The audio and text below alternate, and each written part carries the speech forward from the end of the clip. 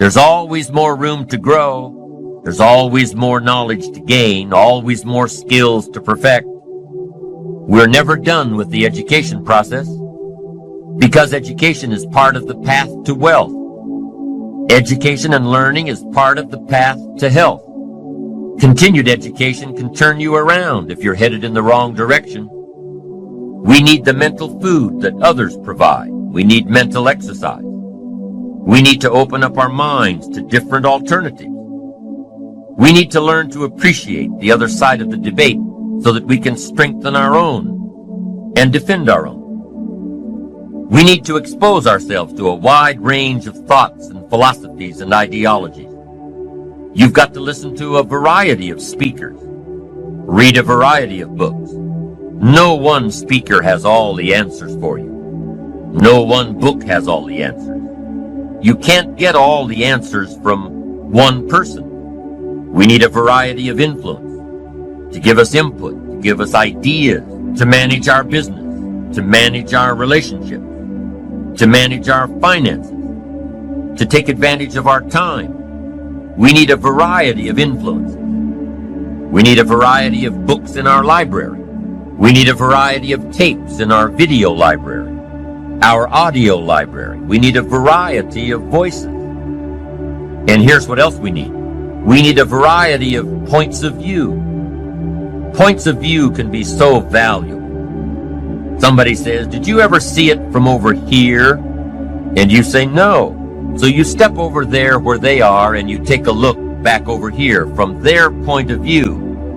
And you say, "My gosh, I never thought from this perspective. It's so different. No wonder you think the way you do." Here's the clue. Take advantage of all that's available in terms of mental food and mental exercise. Be eager to learn. Always be eager to learn, no matter how far along you are in the journey. No matter where you are in your success. Keep that eagerness to learn. Gather up as much knowledge as you can. And then what? Debate it. Put it all on the table and look at it. Dissect it. Turn it around and stare at it. Ask questions. Make statements. Don't take it for granted that one person has all the answers you're looking for. Take their knowledge, but don't take it as the only knowledge. Make sure that what you finally do, the model you develop of strong appreciation for your own style and your own methods and your own process for achievement, make sure that what you finally do is a product of your own conclusion. That's what's valuable. Not to just go do what someone says without debating it. Consider the source and then do it your way.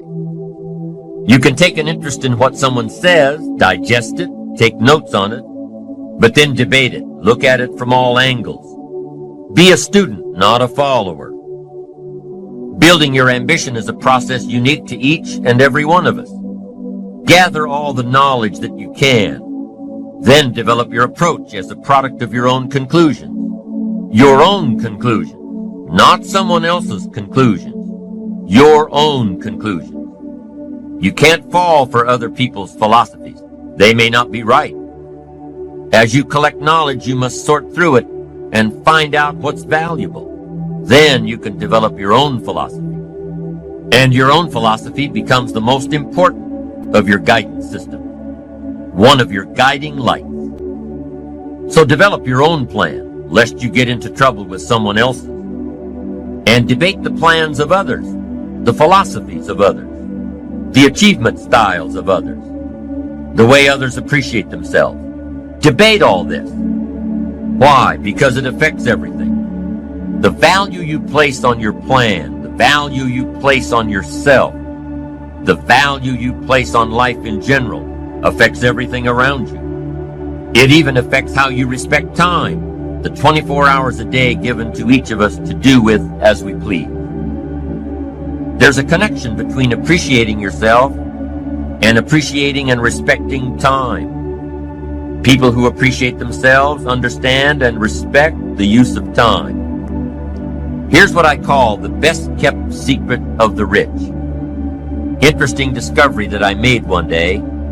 I couldn't believe it when I found out that rich people have about 24 hours a day, and poor people have about 24 hours a day. Wouldn't that drive you mad until you found out what the difference was?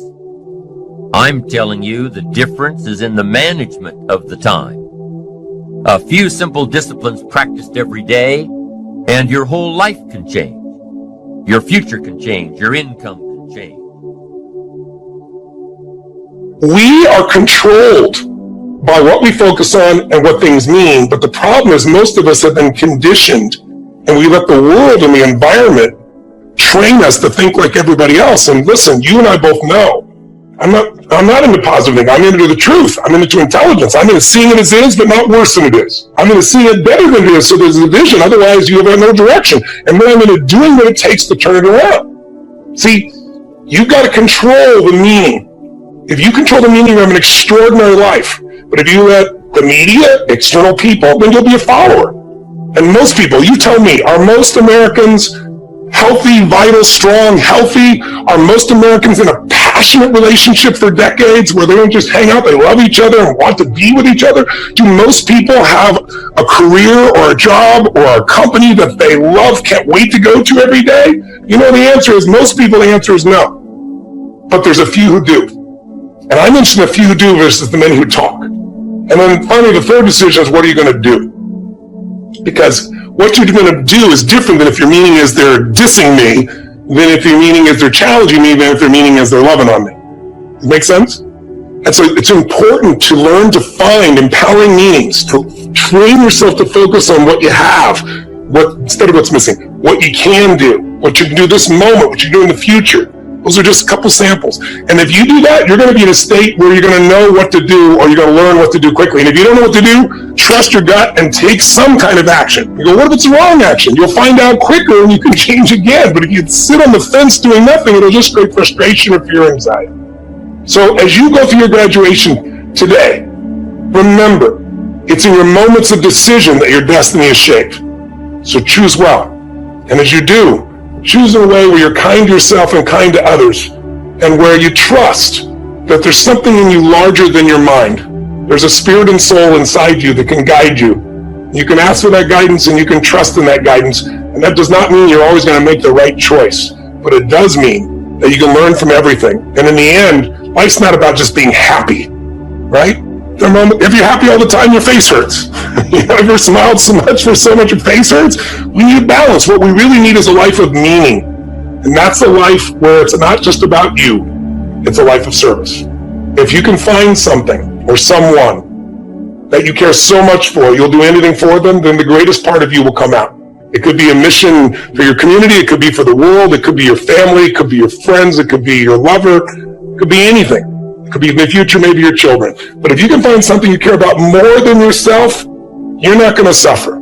Because in the end, there's only two options: suffer or grow. If you're suffering, you haven't grown yet. And so grow into a new set of beliefs that take you beyond the focus of limitation to what's truly possible.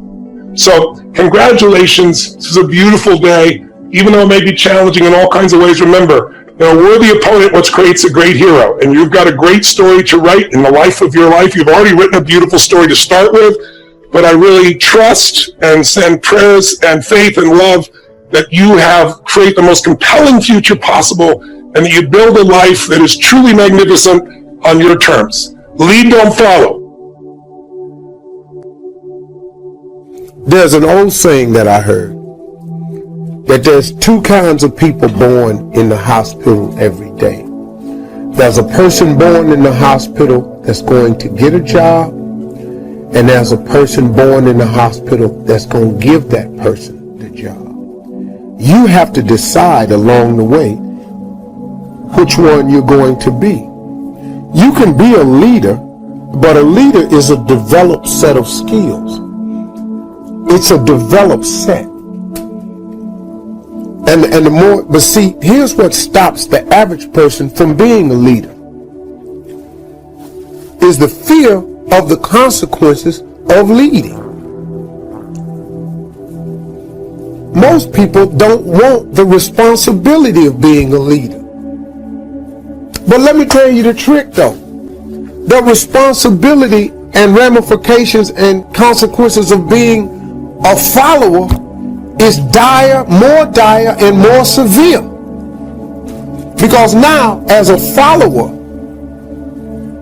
you just got to go along with whatever. You know how many adjustments you got to make when you're a follower?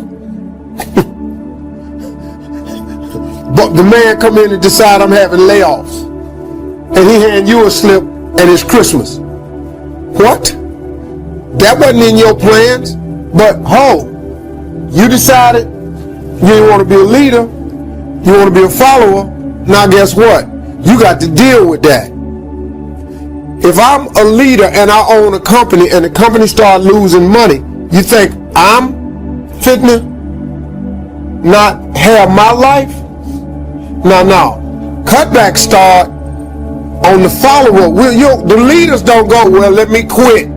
Because if I quit, ain't nobody eating. The cutbacks start at the bottom. So you have to make a decision if you're going to be a leader or not. But understand what a leader is, though. Sometimes you just really want to be the leader of your own life. See, you don't have to lead a world leader. I have no aspirations of being Martin Luther King. I have no aspirations of being Gandhi. None whatsoever. I had really no aspirations of being the leader that I've become today. That I got young men listening to me that I wasn't even really counting on. I got dudes emailing me, man, running up to me, man, at Essence. This brother ran up to me and Terrence was stopping him from talking to me. And the big brother, about 300 some pounds, sweating, had a chef coat on, had a thermometer pen, sweating all over the place. He had seen me come off stage, saw me go through the back. He ran all the way around to meet me. And Terrence, stand down, soldier. Well, this big dude right here ain't with that.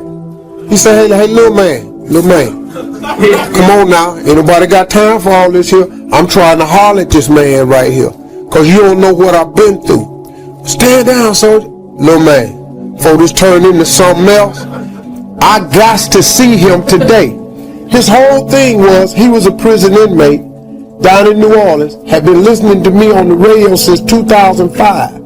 Did his 5 years, got out the joint, started studying in prison food prep because he said, man, you told me one morning you ain't got to sit there and do nothing. You can better yourself from behind the wall and make one plan on not to come back. He said, you changed my whole life. He said, I come to tell you, man, I'm the chef right now at the Hilton. But the big dude was just crying. We ended up hugging. I cried with him because, I be feeling people like that. I have no idea, nor did I have an aspiration to be an inspirational person to them. But I have always asked God in my own way to make me a relevant person. I don't want to be a cat that when I die, ain't nobody tripping. Church empty. Ain't nothing right here, because it's two things, when a person dies on their tombstone. There's a birth date, there's a dash, and then there's a date of your demise. And let me tell you something, when you die, they're not going to talk about your birthday. They're not going to talk about the day you died. The biggest conversation will be about that dash, that little dash. That's the life you lived in the middle of that date of birth and the date of demise. That dash will determine who you are.